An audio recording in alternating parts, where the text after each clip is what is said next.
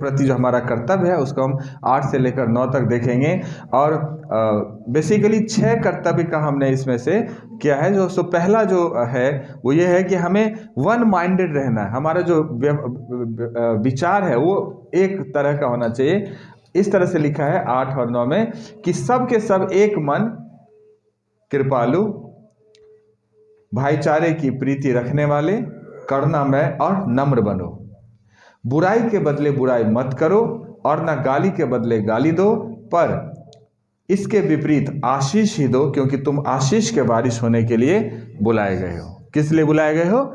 आशीष के वारिस होने के लिए बुलाए गए। सो पहली बात जो है हमें इस खंड में देखना है कि हमें एक मन होना है। क्या होना है? हमें एक मन होना है। परमेश्वर का वचन कहता है कि हम सब एक प्रेम में, जब परमेश्वर ने अपने एकलौते पुत्र को दिया और उसके द्वारा हम सब एक मन हो गए, एक हमें सोच रखना है। और पतरस जब पहली कुरिन्थियों को लिखता है तो कहता है कि हे भाइयों, मैं तुमसे यीशु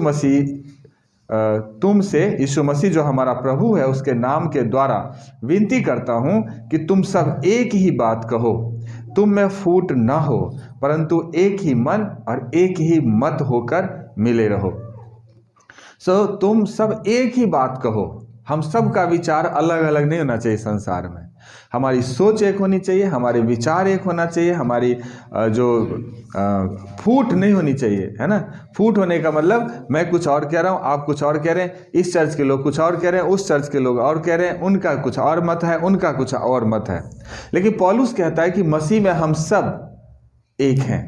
एक ऐसा कि मसीह अगर कलीसिया का सिर है तो हम सब उसके देह हैं। हम उस शरीर के क्या हैं? देह हैं। और जब अंग है, उस शरीर के अंग हैं, तो उस शरीर के अंग होने के नाते हम सब के लिए जरूरी है, उस देह का जब अंग है तो हमारे लिए जरूरी है कि हम सब का विचार एक हो, हमारी सोच एक हो और हम सबको एक ही मत के साथ आगे प्रभु में बढ़ना है। एकता में जो घनिष्ठता है उस बात पर जोर दिया गया है। उस बात पर क्या दिया गया है? जोर दिया गया। हम चाहे कोई भी हैं, किसी भी डिनोमिनेशन के हैं, किसी भी विचारधारा के हैं, लेकिन जब मसीह की बात आता है तो हमारा विचार एक है, हमारी सोच एक है, हमारा मन एक होना चाहिए। हमारा मन क्या होना चाहिए? एक होना चाहिए। और इसी तरह से हमें प्रभु में आगे बढ़ना है ना। दूसरी बात कि लिखा है कि कृपा में होना चाहिए। 8वें पद में देखेंगे तो क्या लिखा है? दूसरी बात कृपा में, एक दूसरे पर हमें कृपालु होना चाहिए, दयावंत होना चाहिए। प्रभु का वचन कहता है पिता अपने बालकों पर दया करता है, वैसे ही यहोवा अपने डरवैयों पर क्या करता है? दया करता है। जैसे पिता अपने बालक पर क्या करता है? दया करता है। बच्चे गलती करते हैं लेकिन माँ बाप उसे क्या करता है? क्षमा करता है, माफ करता है ना। उसकी गलतियों को साइड करते हुए अच्छे मार्ग पर चलने के लिए उसे प्रेरित करता है ना। उसी तरह से जो परमेश्वर हम पर दया करता है। हम सब जानते हैं कि शुरू से ही हम सब ने परमेश्वर के विरोध में काम किया है, परमेश्वर के इच्छा के विरोध में काम किया है, लेकिन उस सब के बावजूद परमेश्वर ने हमें माफ किया। और हम जो रिबेलियस लोग थे, हम जो बलवा करने वाले लोग थे, हमारे लिए, हम सब के लिए परमेश्वर ने अपने इकलौते पुत्र को क्रूस पर दिया। वो उनकी करुणा थी, वो उनकी दया थी जो हमें अपने नज़दीक में लाने के लिए रास्ता खोला। जब परमेश्वर हम पर दया करता है, परमेश्वर हमारे पापों को क्षमा करता है, परमेश्वर हमारे सब तरह के उन कामों को जो परमेश्वर के विरोध में क्षमा करता है, तो हम सब के लिए बहुत ज़्यादा जरूरी है कि हम भी एक दूसरे भाई से मिलजुल कर रहें और एक दूसरे की गलतियों को क्षमा करें और कृपा में होकर के हम लोग आगे प्रभु में बढ़े।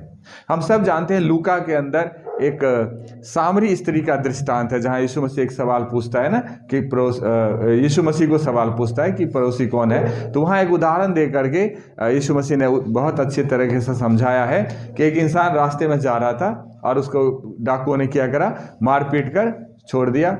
और वहां से एक सामरी यात्री आया और सामरी यात्री ने जब उसे देखा, है ना, तो सामरी ने क्या करा? उसकी देखभाल करी, उसकी मलहम पट्टी करा, उसे सुरक्षित लेकर के सराय में लेकर गया और वहाँ भी सराय के जो मालिक था उसको कुछ पैसे दिए और बोला जो भी और लगेगा जब मैं आऊँगा तो उसे क्या करूँगा? भर दूंगा। वो प्रेम हमारे अंदर दिखाना है। ये नहीं सोचना है कि ये हमसे जय मसीह नहीं बोलते तो हम इनसे क्यों बात करें, ये हमसे हाल चाल नहीं पूछते तो मैं इनसे क्यों बात करूं। वो प्रेम कहाँ है फिर? प्रेम वो है जब हमें एक दूसरे को क्षमा करते हुए, एक दूसरे को देखते हुए, और तब हमें प्रभु में क्या करना है, आगे बढ़ते हुए चला जाना, बढ़ते हुए चला जाना। तीसरी बात लिखा है भाईचारे की प्रीति रखने।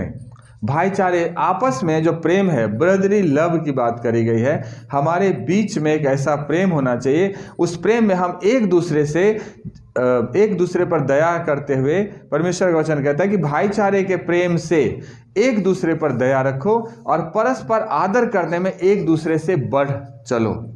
परस्पर आदर करने में एक दूसरे से क्या चलो, बढ़ चलो। हम जब आपसी प्रेम जब होता है ना, तो दूसरे को नीचे गिराने की कभी भी कोशिश हमें नहीं करना चाहिए, बल्कि दूसरे को अपने से बेहतर समझने की कोशिश करना चाहिए। दूसरे को अपने से बेहतर समझने की कोशिश करना चाहिए, और यही हमारे नम्रता और दीनता को दिखाता है और उस प्रेम को दिखाता है जो हम सबके लिए। अब संसार में जितने भी गुरु आए, मुझे नहीं लगता, जितना मेरा नॉलेज है, जितना मेरी समझ है, उसके अनुसार से मैंने ऐसा गुरु नहीं देखा या ना उनके बारे में सुना न पढ़ा जो अपना जगह अपने चेले को देता हो। जब तक वो गुरु सिंहासन पर बैठा हुआ है, उसके चेले उस सिंहासन के नीचे ही बैठेगा, नीचे ही बैठेगा। लेकिन यीशु मसीह अपने बराबर में हमें रखने की बात करता है। यीशु मसीह दुनिया का ऐसा गुरु है जिन्होंने अपने चेलों के पैर धोए हैं, अपने से बेहतर बात करते हैं अपने चेलों के। लोग कहते हैं कि जो काम मैंने किया है, अगर तुम विश्वास रखो तो तुम मुझसे भी बड़े बड़े कामों को क्या करोगे, करोगे। उन्होंने कभी ये नहीं बोला कि अरे मैं गुरु हूं, मैं कर सकता हूं, तुम नहीं कर सकते। जब यीशु मसीह पानी पर चल के आ रहे थे और पतरस ने बोला कि प्रभु अगर तू ही है तो मैं भी आऊं, तो यीशु ने ये नहीं कहा मैं परमेश्वर का पुत्र हूं, मेरे अंदर सामर्थ है, मैं ईश्वरत्व से भरा हुआ हूं, पानी पर सिर्फ मैं चल सकता हूं, तू नहीं चल सकता। यीशु मसीह ने ऐसा बात नहीं किया, बल्कि ठीक है आजा, जो काम मैं कर रहा हूं, जो मेरी ऑथोरिटी है, वो सारे पावर मैं तुझे दे रहा हूं। सो जब परमेश्वर अपने इकलौते पुत्र के द्वारा हमें वो जगह देता है, तो जरूरी है कि हम भी एक दूसरे को अपने से क्या समझें, बेहतर समझें। जिस काम के हम लायक नहीं थे, जिस पोजीशन के हम लायक नहीं थे, जिस संपत्ति के हम लायक नहीं थे, वो परमेश्वर ने हमें अपने इकलौते पुत्र में दिया है। और जब दिया है तो जरूरत है कि हम भी अपने एक दूसरे को अपने से क्या समझें, बेहतर समझें, एक दूसरे को बेहतर समझें। और लिखा है करुणामय, क्या होना चाहिए, हमें करुणामय होना चाहिए, काइंड हार्टेड।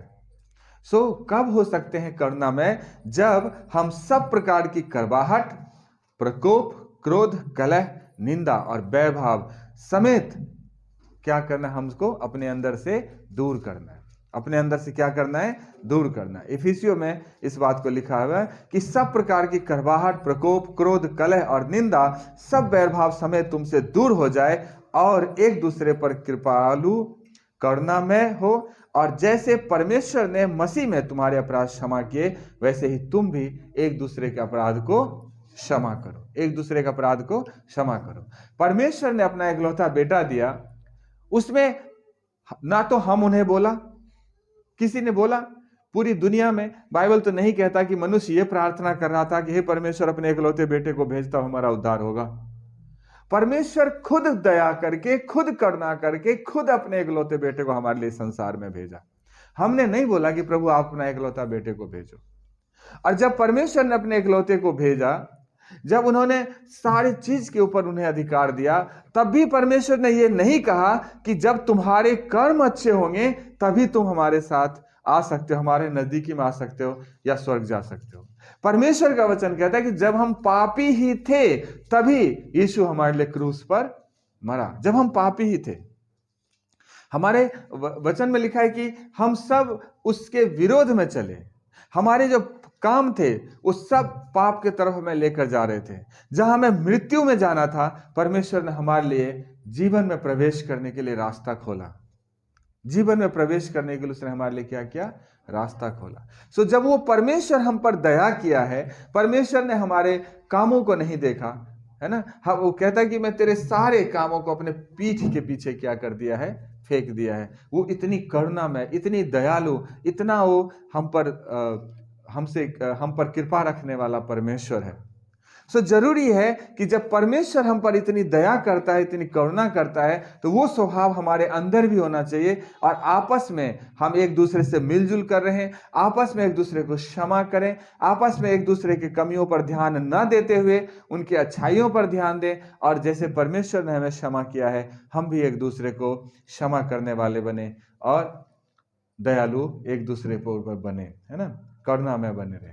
और लास्ट बात जो लिखा 8 पद में कि नम्र बनो। क्या बनो? नम्र बनो। मेरे प्रिय, ये हमारे जीवन का बहुत महत्वपूर्ण हिस्सा है। हमें नम्र और दीन बनना है। जब मत्ती रचित सुसमाचार को पढ़ेंगे, आप सर्मन ऑफ द माउंट जो है, पहाड़ी उपदेश को पढ़ेंगे, तो वहां लिखा है, धन्य है वे जो मन के दीन है, क्योंकि स्वर्ग का राज्य उन्हीं का है। प्रभु यीशु मसीह कहते हैं, धन्य है वे जो मन के क्या हैं? दीन है, क्योंकि स्वर्ग का राज्य उन्हीं का है ना। और दूसरी बात, धन्य है वे जो नम्र हैं, क्योंकि वो पृथ्वी के अधिकारी होंगे। अगर नम्र और दीन है तो स्वर्ग का भी राज्य उसका है और पृथ्वी का भी राज्य उसका है। जो नम्र और दीन है वो, अगर नम्र और दीन नहीं रहेंगे तो अधिकार हमसे छिन जाएगा। अगर स्वर्ग पृथ्वी का राजा है तो भी छिन जाएगा। और हम लोग दानियल की किताब में देखते हैं नबूकदनेस्सर को परमेश्वर ने बहुत बढ़ाया, बहुत आशीष दी, यहां तक कि अपनी प्रजा को उसके वश में कर दिया, है ना। वो सम्राट के नाम से जाना गया, कई सारे राजा उसके अंदर में था। लेकिन एक दिन जब अपने कोठरी पर ऊपर था, अपने भवन के ऊपर, तब कह रहा कि ये इतना बड़ा बेबीलोन क्या मैंने नहीं खड़ा किया। सारी क्रेडिट जो उसे परमेश्वर को देना था, वो क्रेडिट उसने अपने ऊपर लिया और कहा कि मैंने अपनी बुद्धि से, अपनी शक्ति से, अपनी सामर्थ्य से इतनी बड़ी एम्पायर को खड़ा किया है। और लास्ट में हम लोग जानते हैं कि उस नबूकदनेस्सर को भवन के बाहर जानवर का मुंह लगा के रहना पड़ा, ओस के बीच में घास खाते हुए। वो जब घमंड आ जाता है, जब अभिमान हो जाता है, तो इंसान कितना भी ऊपर क्यों ना हो, वहीं से उसकी डाउनफॉल शुरू हो जाता है, बर्बादी शुरू हो जाता है। और इसलिए परमेश्वर का वचन कहता है हमें नम्र और दीन बनना है, नम्र और दीन बनना है। यीशु मसीह के बारे में लिखा है, परमेश्वर के वचन में कहता है कि वो परमेश्वर का पुत्र होने पर भी अपने आप को परमेश्वर के पुत्र के सदृश, उस अधिकार के सदृश ना समझा, बल्कि अपने आप को इतना नम्र और दीन बनाया कि क्रूस की मृत्यु को भी उसने क्या कर ली? सह ली। क्रूस की मृत्यु को भी उसने सह ली, सारी आज्ञाओं को माना और उसके बावजूद क्रूस की मृत्यु को भी सह लिया। सो जब वो परमेश्वर का पुत्र, जो स्वयं परमेश्वर है, जिसके अधीन में सारी सृष्टि है, जिसके अधीन जो तीनों लोगों का स्वामी है, जो हर तरह से पावरफुल है, लेकिन वो अपने आप को एक नॉर्मल अपने आप को किया, बिल्कुल नम्र और दीन कर लिया। यहां तक कि जब उनके ऊपर अन्याय हो रहा था, तब भी उन्होंने अपना मुंह नहीं खोला, सब बात को सहता रहा। मेरे प्रिय, जरूरी है अगर यीशु हमारा आइडियल है, यीशु हमारा आदर्श है, तो आज के दिन में हमें कितना नम्र और दीन होना चाहिए। आप अपने आप को तौल सकते हैं इस वचन के अनुसार, अपने आप को परख सकते हैं कि क्या यीशु जितना नम्र और दीन है, उसके तुलना में हम अपने आप को कहाँ पाते हैं। और हम अपने आप को जितना नम्र और दीन बनाएंगे, परमेश्वर हमें उतना ही उठा के शिरोमणि बनाएगा, उतना ही उठा के क्या बनाएगा? शिरोमणि। हालेलुया। अगर हम 9 पद को देखते हैं तो वहां पर इस तरह से लिखा है कि बुराई के बदले बुराई मत करो, न गाली के बदले गाली दो, पर इसके विपरीत आशीष ही दो, क्योंकि तुम आशीष के वारिस होने के लिए बुलाए गए हो। बुराई के बदले बुराई। अब हम सब जानते हैं, हम जिस समाज में रहते हैं, जहां जिस परिवेश में हम रहते हैं, हम जानते हैं वहां कहता है कि ईंट का जवाब पत्थर से दो। वहां जानते हैं, कहता कोई तुझे उंगली दिखाए तो पूरी बांह उखाड़ के फेंक दो, है ना। ऐसे ऐसे डायलॉग आपने सुना होगा, ऐसी ऐसी बातें आपने सुना होगा। लेकिन परमेश्वर का वचन कहता है, कोई अगर तेरे एक गाल पे थप्पड़ मारे तो दूसरा भी उसके तरफ क्या करो? फेर दो। बुराई का सामना, यीशु ने कहा बुराई का सामना बुराई से मत करो, है ना। रोमियो में इस तरह से लिखा है 12 के 17 से 21 तक कि बुराई के बदले किसी से बुराई ना करो, है ना। जो बातें सब लोगों के निकट भली है उसी की चिंता किया करो। अगर हम ये सोचते हैं कि बुराई से हम बुराई को जीत लेंगे तो हम गलत सोचते हैं। एज फॉर एग्जाम्पल, मान लीजिए कि एक इंसान ने दूसरे इंसान को एक गाली दिया, दूसरा इंसान 2 देगा, तीसरा अपना टारगेट बढ़ाएगा, फिर लड़ाई तक जाएगी, फिर वो एक मारेगा, वो फिर दूसरा, ऐसे ही बढ़ता चला जाएगा ना। लेकिन वो खत्म होने के बजाय वो और भी क्या होता चला जाएगा, बढ़ता चला जाएगा। लेकिन अगर उस बुराई को खत्म करना है तो भलाई करने से क्या हो जाएगा, वो बुराई जड़ से खत्म हो जाएगी, जड़ से खत्म हो जाएगी। और इसीलिए परमेश्वर का वचन कहता है कि बुराई के बदले किसी से बुराई ना करो, जो बातें सब लोगों के निकट भली है उसी की चिंता किया करो। जो बातें सबके निकट क्या है, भली है, उसी की चिंता किया करो। यहां तक कि जहां तक हो सके तुम अपने भरसक सब मनुष्यों के साथ मेल मिलाप रखो। परमेश्वर का वचन कहता है जहां तक हो सके, जहां तक संभव है, जहां तक आप कंट्रोल कर सकते हो, एक दूसरे के साथ क्या रखो, मेल मिलाप। ये नहीं कह रहा कि सिर्फ विश्वासियों में, बल्कि विश्वासी के बाहर भी कोशिश करो कि हमें मेल मिलाप से रहना है। ध्यान रखिए, हम लोग शांति के राजकुमार के संतान हैं।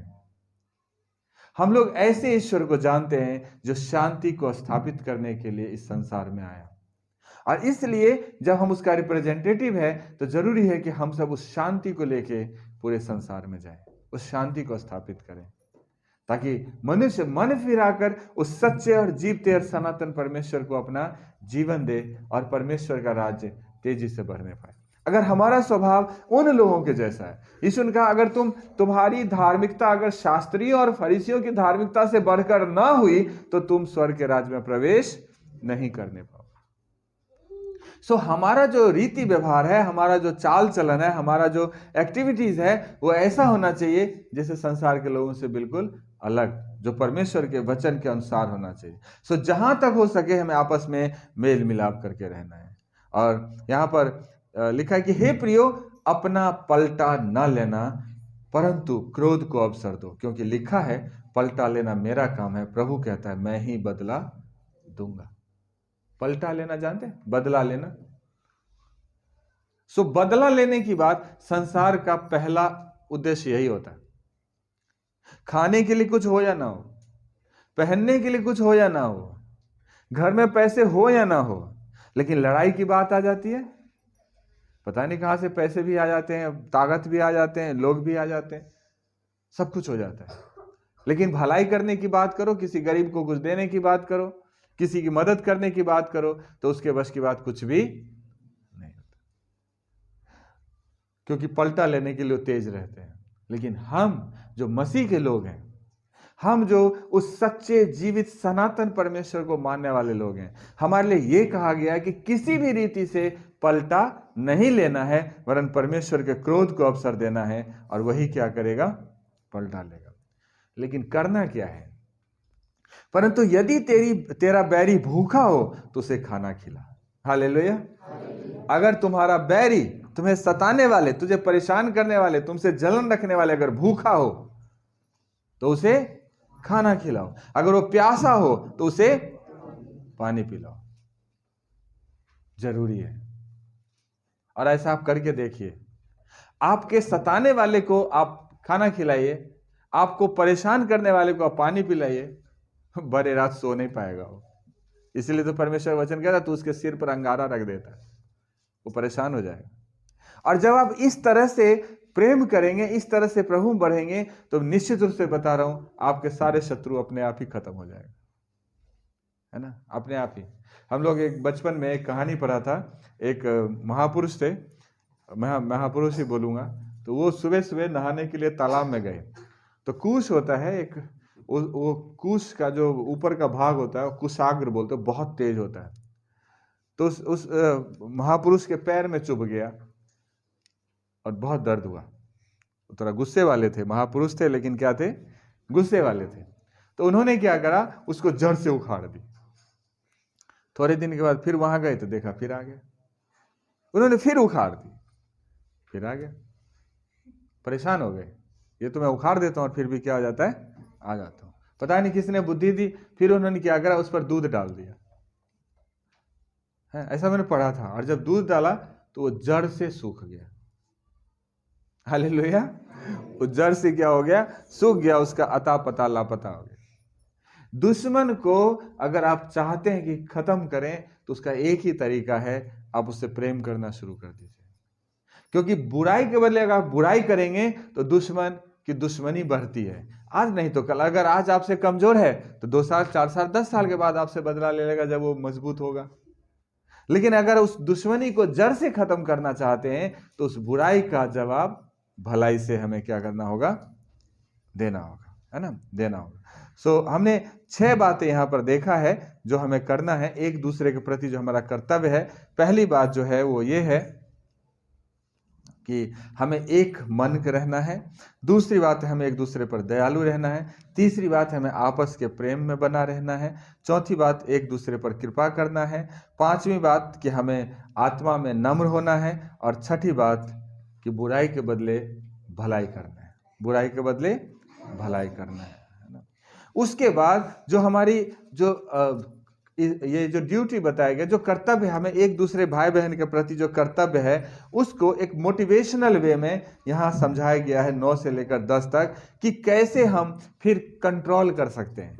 ये सब तो कर ही सकते हैं जो मैंने बताया, उसके साथ और क्या क्या है जो जरूरी है ना। जो जड़ है, जड़ पर काम करना है। वो आपके 10वें पद में मिलेगा कि जिनको जो वरदान मिला है वह सॉरी और लिखा है, क्योंकि जो कोई जीवन की इच्छा रखता और अच्छे दिन देखना चाहता है वो अपनी जीभ को बुराई से और अपनी होठों को छल के बात करने से रोक रखे। ये थोड़ा मुश्किल है। अगर आप जीवन को देखना चाहते हैं, अगर मतलब लंबी आयु चाहते हैं, अगर आप जीवन में आनंद को चाहते हैं, भविष्य आपका चाहता है कि आप अच्छा बने, तो बहुत लोग सोचते हैं पैसे कमा लेंगे ना, बहुत पैसे हो जाएगा तो भविष्य हमारा सुरक्षित हो जाएगा, है ना। लेकिन परमेश्वर का वचन ऐसा नहीं कहता। परमेश्वर का वचन कहता है कि अगर कोई जीवन रखता है और अच्छा दिन देखना चाहता है तो 2 काम करना। पहली काम, अपनी जीभ को बुराई से और अपने होठों को छल करने से रोक के रखे। जीभ को बुराई से, बुराई और छल दोनों, होठ बोलो जीभ बोलो, यहीं से निकलता है ना।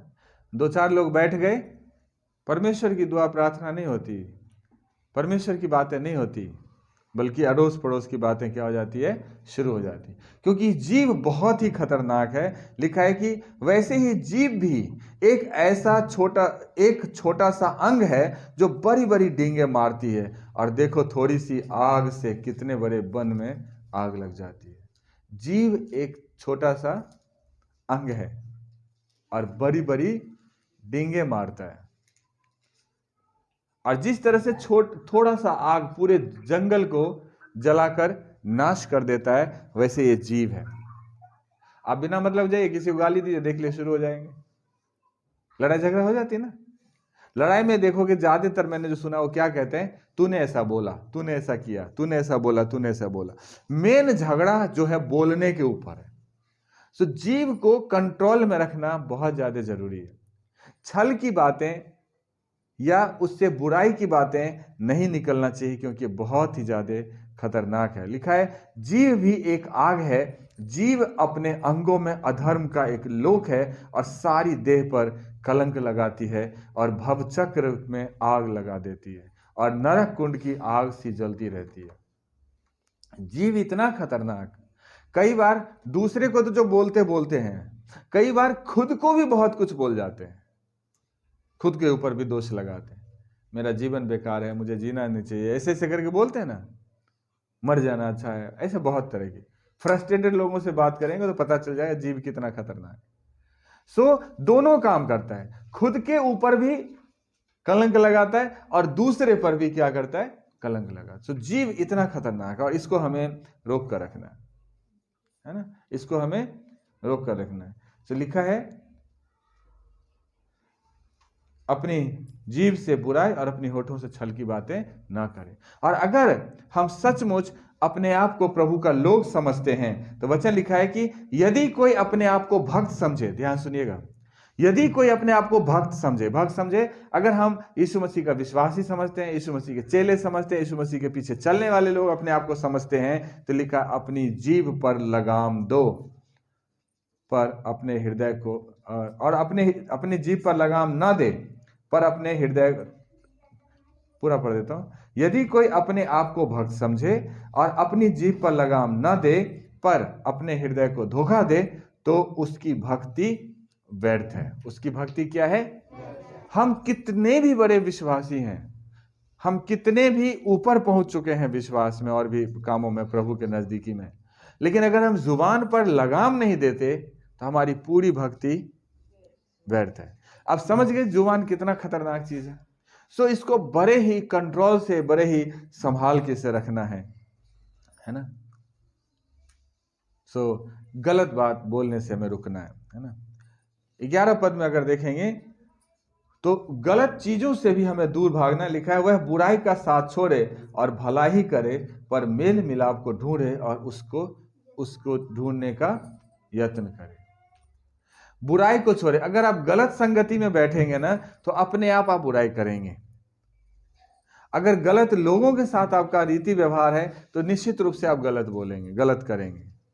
अगर कोई बहुत ज्यादा गाली गलौज करता है उसके साथ बैठोगे तो ऑटोमेटिकली आपके मुंह से निकलेगा, है ना। अगर आप गलत लोगों के साथ बैठोगे तो वहां कभी भी अच्छी बातें नहीं होती, गलत ही होती है। सो जरूरी है हमें क्या करने की कि हर तरह के बुराई को छोड़ना है और भलाई ही करना है। जितने बुराई के काम हो सबको छोड़ना है, उस बुराई से दूर जाना है।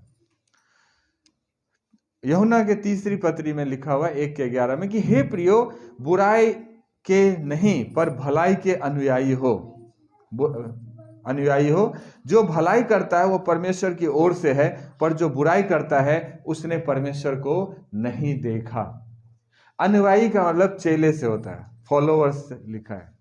सो कहते हैं कि तुम बुराई के पीछे चलने वाले मत बनो, बल्कि भलाई के पीछे। अगर आपके जीवन से, आपके रीति व्यवहार से, आपके बोलने से भलाई नहीं होता है तो वचन क्लियर शब्दों में कहता है कि वह परमेश्वर की ओर से नहीं है।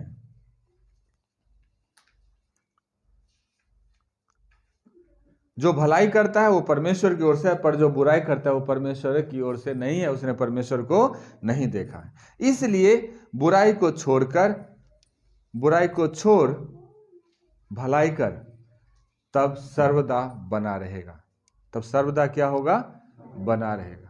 मेरे प्रिय, जरूरी है कि हर एक उस काम से मन फिरा ले। परमेश्वर का वचन कहता है कि उस रास्ते पर भी हमें नहीं जाना जिस रास्ते पर बुराइयां होती है, उस रास्ते से नहीं जाना जहां पे पाप वास करता है। ऐसे लोगों की संगति नहीं करना जो परमेश्वर की बातों से नफरत करता है ना।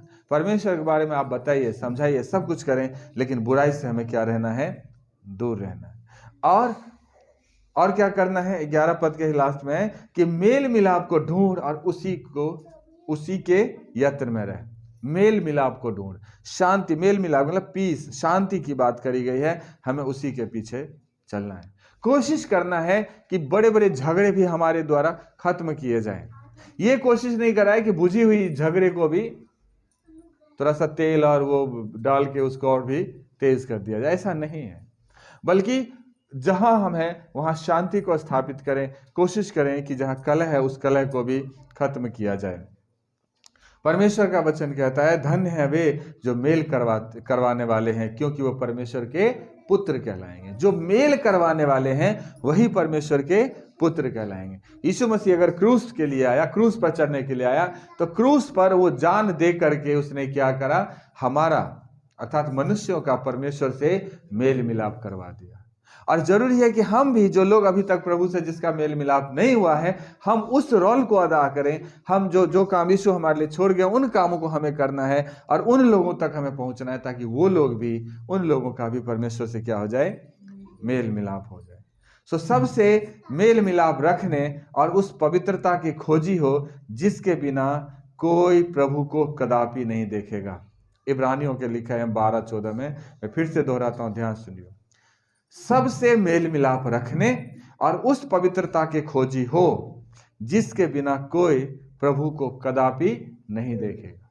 तो पहली बात, आपस में मेल मिलाप रहना, और उस पवित्रता, जिस पवित्रता को यीशु ने क्रूस पर साबित करा, प्रूफ किया, और परमेश्वर जो पवित्र है उस पवित्रता की तरफ हमें बढ़ते हुए चले जाना, बढ़ते हुए चले जाना।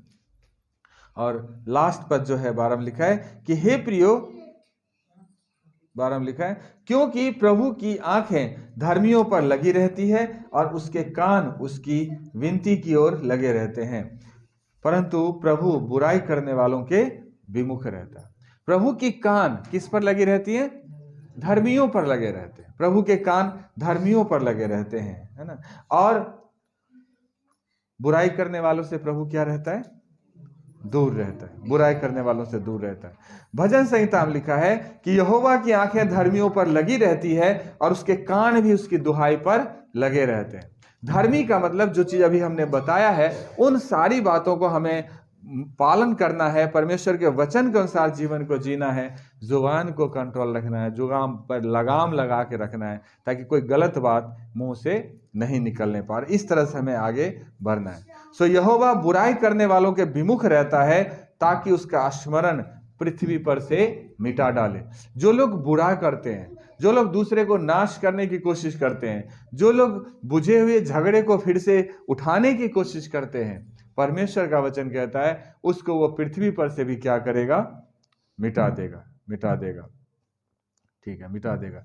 यहोवा दुष्टों से दूर रहता है, परंतु धर्मियों की प्रार्थना को सुनता है। इसलिए तुम आपस में एक दूसरे के सामने अपने अपने पापों को मान लो और एक दूसरों के लिए प्रार्थना करो, जिससे चंगे हो जाओ, क्योंकि धर्मी जन की प्रार्थना से बहुत कुछ हो सकता है। सो मेरे प्रिय, जरूरी है कि हम उस बुराई से दूर होकर के परमेश्वर के बताए हुए रास्ते पर चलें, क्योंकि परमेश्वर की जो नजर है वो भी धर्मियों पर लगी रहती है, धर्मियों पर लगी रहती है। सो दो बात हमने आपको बताया। पहली बात, एक विश्वासी होने के नाते हमारा क्या आपस में ड्यूटी है, उस बात को बताया। दूसरी बात, उसको हम कैसे पूरा कर सकते हैं। सो बहुत अच्छी, ये हम सब जानते हैं कि जब कलीसिया पर सताव आया था, उस टाइम की बातें हैं, और उस टाइम इस चीज को सेट किया गया था, उस टाइम इस सब चीजों को सेट किया गया था। सो जरूरी है कि परमेश्वर के वचन के अनुसार हम जीवन को जिएं, और जैसे हमने बताया था उसी तरह से हमें परमेश्वर के वचन के अनुसार आगे भी बढ़ना है, बिल्कुल विश्वास के साथ, शांति के साथ, प्रेम के साथ। और जब इस तरह से हम प्रभु